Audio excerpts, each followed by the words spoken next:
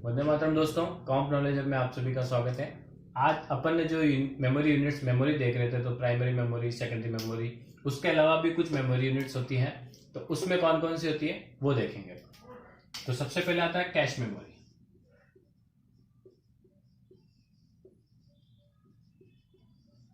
Cache memory क्या होती है? तो क्या होता है कि कंप्यूटर की जो इनपुट आउटपुट स्पीड होती है वो जनरली क्या होती है, कम होती है। तो कम इसलिए होती है कि उसको क्या होता है, जो सीपीयू होता है उसको, जैसे कोई प्रोसेस है तो उस प्रोसेस के लिए जो डेटा होता है वो उसको प्राइमरी मेमोरी या सेकेंडरी मेमोरी में से लेना पड़ता है, तो उसमें टाइम लगता है। तो उस टाइम को कम करने के लिए क्या किया जाता है कि बहुत बार कैश मेमोरी का यूज किया जाता है। तो कैश मेमोरी क्या होती है, सपोज समझने के लिए, सपोज ये अपना सीपीयू है और यहां पर अपनी प्राइमरी मेमोरी है। प्राइमरी मेमोरी, तो जब भी सीपीयू कोई प्रोसेस करता है तो वो मेमोरी कहां से एक्सेस करता है, प्राइमरी मेमोरी में उसका डेटा सर्च करता है।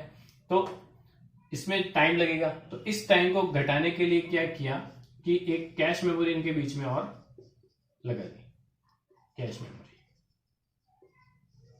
मीन्स, तो कैश मेमोरी में से डेटा, अब यहां से सीपीयू को डेटा अगर प्राइमरी मेमोरी से लेना है तो उसको टाइम ज्यादा लगेगा बजाय कि कैश मेमोरी से लेने में। तो कैश मेमोरी से डेटा लेने में उसको कम टाइम लगेगा, तो उसकी क्या हो जाएगी, इनपुट आउटपुट स्पीड बढ़ जाएगी। तो अब कैश मेमोरी में जो डेटा होता है वो कौन सा डेटा होता है, जो एट प्रेजेंट टाइम में सीपीयू को कोई प्रोसेस करने के लिए जो डेटा चाहिए वो कहां स्टोर होता है, कैश मेमोरी में।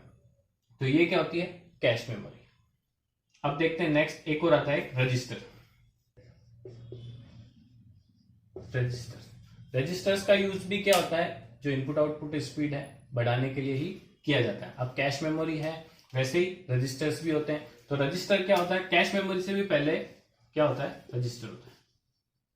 रजिस्टर्स होते हैं, तो रजिस्टर जो होते हैं इसमें जो डेटा स्टोर होता है वो टेम्परेरी होता है।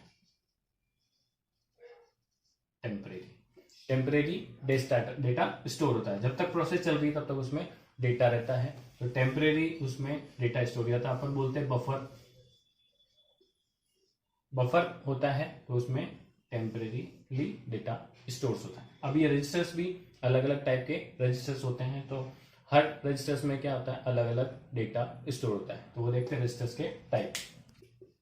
सबसे पहले आता है एमएआर, इसको बोलते हैं memory address register. Memory address register, तो इसमें क्या होता है, जब भी कोई कंप्यूटर, जब कोई उसको इंस्ट्रक्शन देते हैं,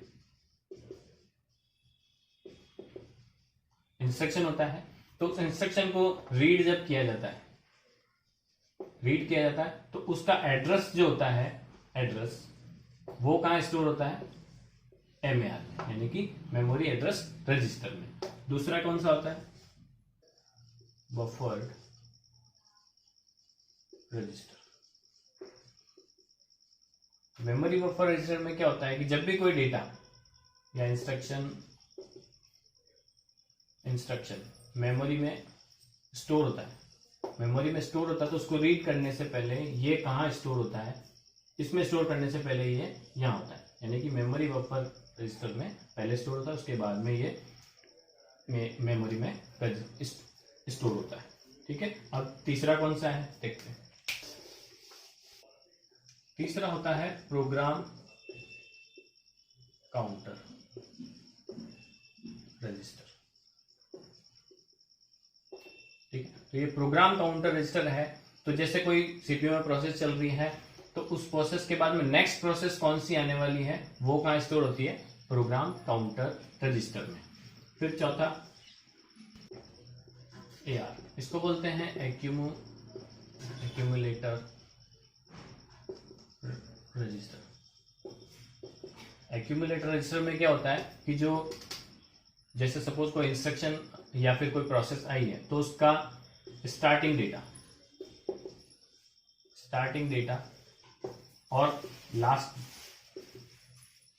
डेटा वो जो होता है उसको यहां इस रजिस्टर में स्टोर किया जाता है। फिफ्थ कौन सा है, आईआर, इसको बोलते हैं इंस्ट्रक्शन रजिस्टर।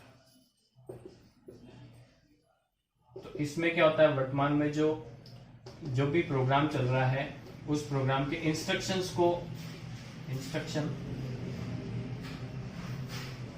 को स्टोर किया जाता है।